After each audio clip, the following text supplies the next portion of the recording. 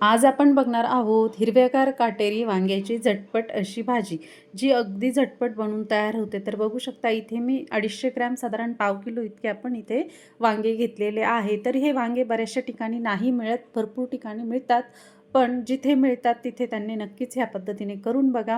आता इथे आपण छान असे वांग्याचे काटे कट करून घेतले, देठ मागचे कट करून घेतले आणि आता इथे आपण वाटण तयार करून घेणार आहोत. तर सुरुवातीला इथे मी 4-5 लसूण पाकळ्या आणि अगदी थोडंसं इतकं सुकं खोबरं कट करून घेतलं आणि थोडंसं आपण त्याच्यात 1 चमचा इतकं जिरं घालून घेतले आणि ते थोडंसं मिक्सरला फिरून घेतले. तर बघू शकता त्यानंतर इथे आपण शेंगदाण्याचं कूट घेणार आहोत. तर शेंगदाण्याचं कूट आपल्याला थोडंसं जाडसरच ठेवायचे आणि ते साधारण 5 ते 6 चमचे इतकं घेतलं आहे. तर तुम्ही तुमच्या भाजीच्या क्वांटिटीनुसार कमी जास्त करू शकता. नमस्कार मैत्रिणींनो, तुमचं सगळ्यांचं आपल्या यूट्यूब चॅनलवर खूप खूप खूप स्वागत आहे. जर नवीन असणार तर नक्कीच चॅनलला सबस्क्राईब करा. आता इथे आपण हे वाटण ह्याच्यात घालून घेणार आहोत. शेंगदाण्याचं कूट आणि त्याच्यामध्ये आपण लसूण, खोबरं त्याचं वाटण घातलं आहे. त्यानंतर थोडंसं हिंग पावडर घातली आहे. त्यानंतर इथे आपण काळा मसाला घालून घेतलेला आहे.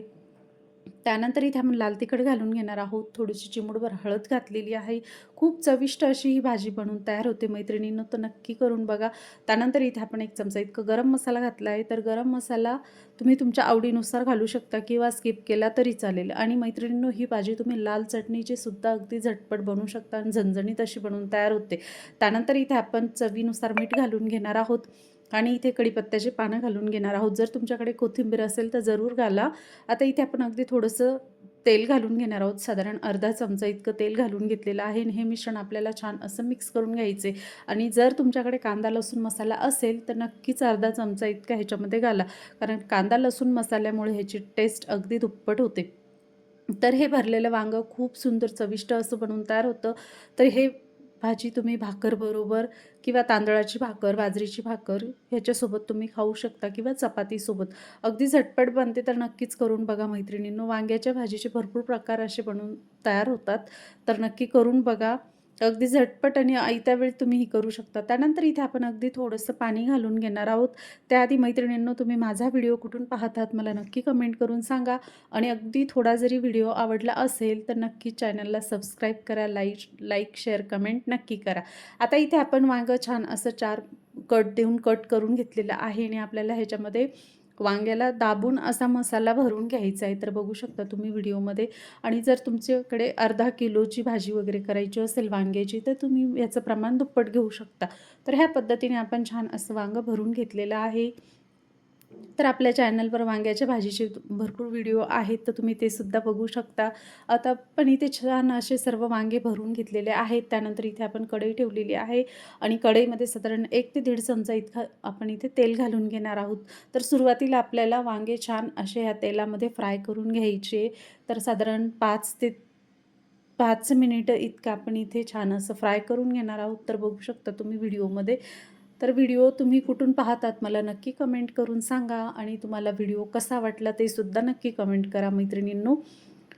तर ह्या पद्धतीने आपण इथे 1 ते 2 वाफ काढून घेणार आहोत आणि आता इथे आपण उलट-सुलट करून घेणार आहोत, कारण त्यातला मसाला थोडासा बाहेर निघतो ना, तो अगदीच करपायला नको, म्हणून आपल्याला अगदी 2 ते 3 मिनिटात हे उलट-सुलट करून घ्यायचे. तर बघू शकता तुम्ही व्हिडिओमध्ये.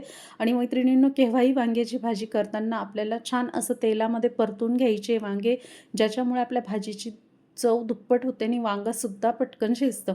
तर हे लक्षात राहू द्या मैत्रिणींनो. पुन्हा एकदा इथे वाफ काढून घेतलेली आहे मी. वाफ काढून झाल्यानंतर मग ह्याच्यात आपल्याला गरम पाणी घालून घ्यायचे. तर आता इथे पुन्हा एकदा मी छान असं मिक्स करून घेते. तर आता इथे जे प्लेटमध्ये उरलेलं होतं साहित्य, त्यात मी थोडंसं पाणी घालून घेतलेलं होतं गरम. तर ते छान असं मिक्स केल्यानंतर मग आपण ह्याच्यामध्ये घालून घेणार आहोत. तर बघू शकता आता साधारण 5 ते 7 मिनिटं ही भाजी आपल्याला छान उकळू द्यायची आहे. आणि जर वांगं देठाला शिजलं असेल तर आपली भाजी परफेक्ट झाली, नाही तर वांगं जर कच्चं असेल तर अजून 1-2 मिनिटं तुम्ही उकळी काढून घेऊ शकता. आणि भाजी जर तुम्हाला अगदीच पातळ हवी असेल तर याच्यात तुम्ही साधारण अर्धा ग्लास इतकं पाणी गरम करून घालू शकता. तर बघू शकता झटपट अशी आपली वांग्याची भाजी बनवून तयार झाली आहे. हे भरलं वांगं तुम्ही कुठल्याही भाकरबरोबर, चपातीबरोबर खाऊ शकता.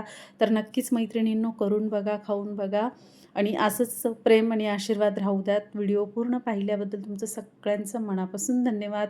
तर पुन्हा भेटू आपण अशाच एका नवीन व्हिडिओमध्ये.